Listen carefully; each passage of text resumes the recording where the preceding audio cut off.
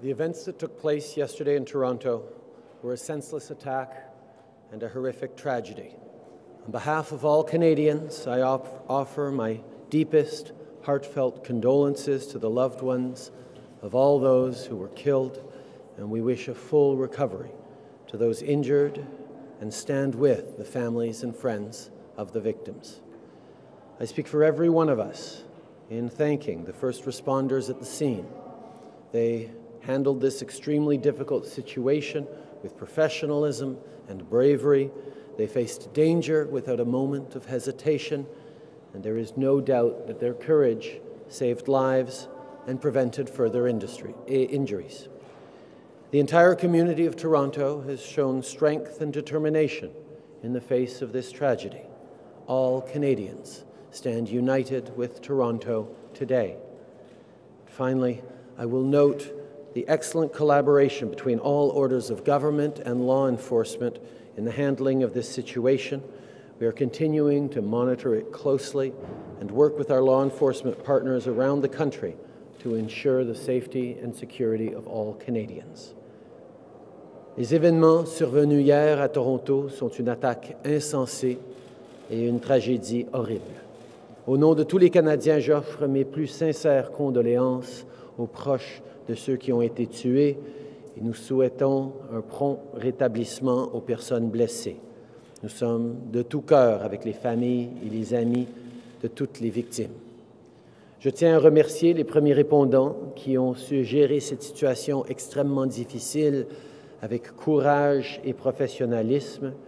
Ils ont fait face aux dangers sans hésitation et les efforts qu'ils ont déployés ont sans doute sauvé des vies et prévenu d'autres blessés. Toute la communauté de Toronto a fait preuve de détermination et de force face à cette tragédie. Tous les Canadiens sont unis derrière Toronto aujourd'hui. Je tiens également à souligner l'excellente collaboration entre les paliers de gouvernement et les forces de l'ordre dans la gestion de cette situation. Nous suivons la situation de près et nous continuerons de travailler avec nos partenaires d'application de la loi à travers le pays pour assurer la sécurité de tous les Canadiens.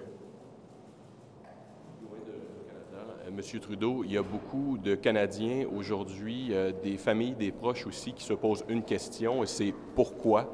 Pouvez-vous les éclairer sur les motifs ou les raisons qui auraient pu expliquer un tel geste de la part du suspect? Évidemment, les enquêtes continuent, mais nous avons déjà, c'est assez clair qu'il n'y a pas de connexion à la sécurité nationale comme telle. Pour les motifs, les motivations, ça va prendre encore un peu de temps pour comprendre qu'est-ce qui était dans la tête de l'agresseur dans cette situation.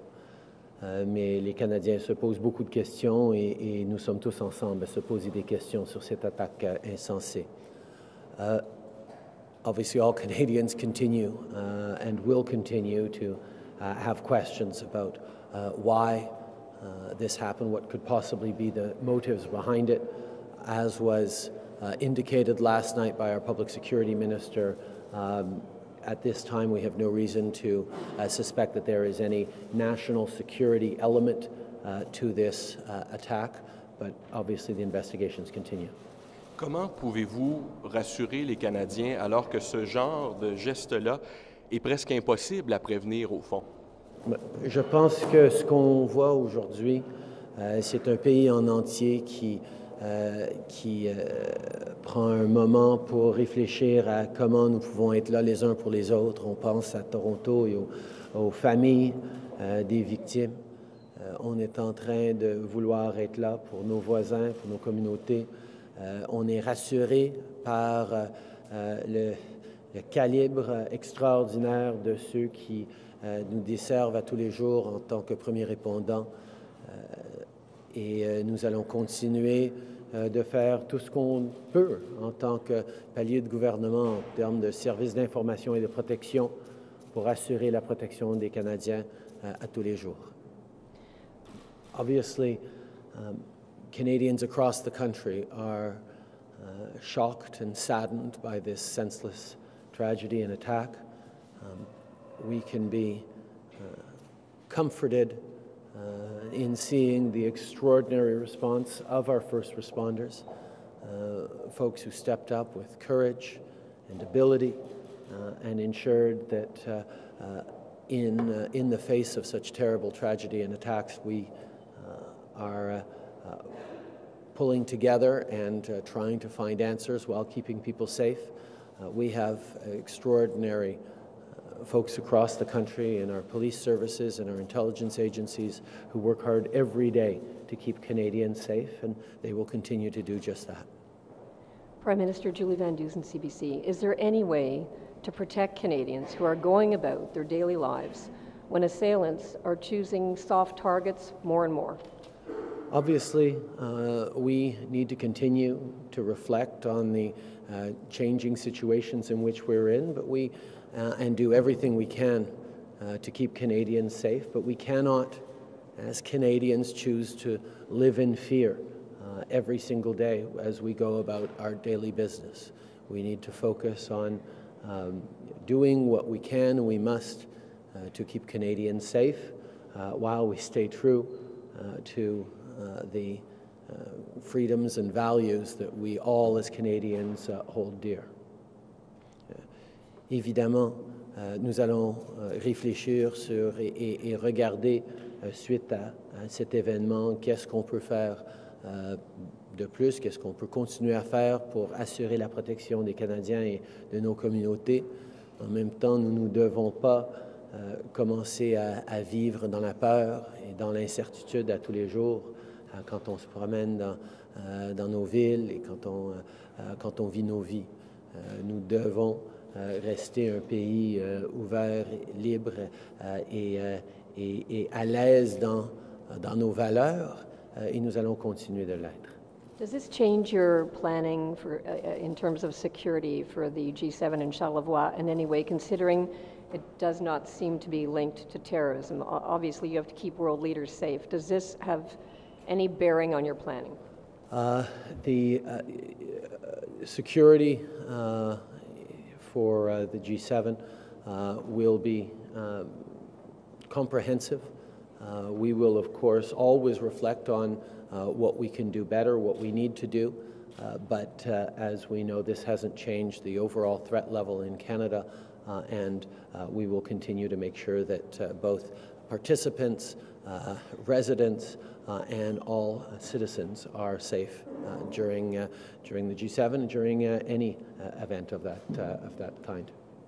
Dernière question. Pouvez-vous juste répéter ça en français pardon. avant ma dernière question? C'est certain que par rapport à la sécurité au G7 ou à n'importe quel autre événement d'envergure au Canada, nous allons toujours réfléchir à tout ce que nous pouvons faire pour assurer la sécurité des participants, des citoyens, des gens autour. Mais nous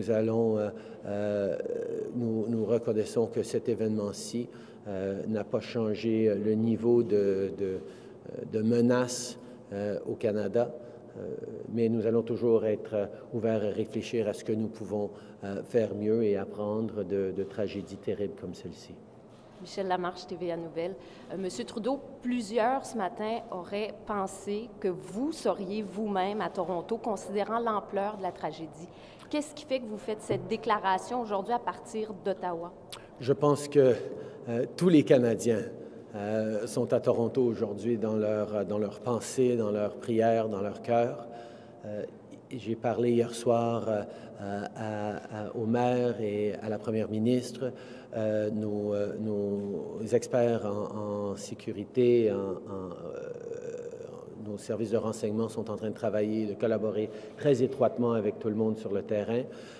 Mais on sait très bien que ça continue d'être une enquête active et j'ai l'intention d'y aller dès que ça a du sens que j'y aille. Pour l'instant, je pense qu'on va laisser les gens faire leur travail sans trop de perturbations, ce qui est toujours le cas avec un premier ministre qui arrive. I spoke last night with the Premier and the Mayor. Our police services, our intelligence agencies are all working very, very hard, closely coordinating with the folks on the ground. I think all Canadians are with Toronto today, in our hearts, in our prayers, in our thoughts. I will, of course, go to Toronto for this as soon as it makes sense to do so, but right now it's very much an active, ongoing situation, and I wouldn't want to distract or remove any personnel or any focus away from the important work that's being done, both for the victims and their families and for the investigation. Merci beaucoup tout le monde.